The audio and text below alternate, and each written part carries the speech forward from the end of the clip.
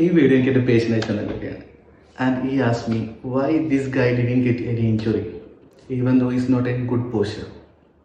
Good question, right? പറഞ്ഞത് actually posture എന്ന് പറഞ്ഞാൽ വൺ ഓഫ് ദി റിസ്ക് ഫാക്ടറാണ്. ഇഞ്ചുറി ആവാനുള്ള one of the risk factor മാത്രമാണ് ഈ പോസ്റ്റർ എന്ന് പറഞ്ഞാൽ. വേറെ കുറേ കാരണങ്ങളുണ്ട്, അതിലൊരു കാരണം മാത്രമാണ് ഈ പോസ്റ്റർ എന്ന് പറഞ്ഞാൽ. ഓക്കെ, ഇപ്പോൾ നിങ്ങളൊരു ജിമ്മിൽ വ്യായാമം ചെയ്യുന്നു, കറക്റ്റ് പോസ്റ്ററിൽ ഓവറായിട്ടുള്ള വെയിറ്റ് എടുത്ത് എക്സസൈസ് ചെയ്താൽ ഒബിയസ്ലി വെരി ഇഞ്ചുറി. അതുപോലെ തന്നെ sitting good ergonomic stair, but നിങ്ങൾ ഒരുപാട് സമയത്തിന് ആ സെയിം പൊസിഷനിൽ ഇരിക്കുകയാണെങ്കിൽ വിൽ ഗെറ്റ് ഇഞ്ചുറി.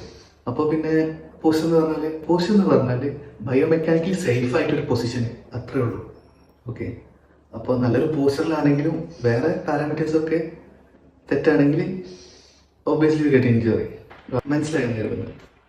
പിന്നെ ഈ വ്യക്തിക്ക് എന്തുകൊണ്ട് ഇഞ്ചുറി വന്നില്ല? That's I can say adaptation. എന്താ പറയുകയാണെങ്കിൽ please follow me, wait for the next video.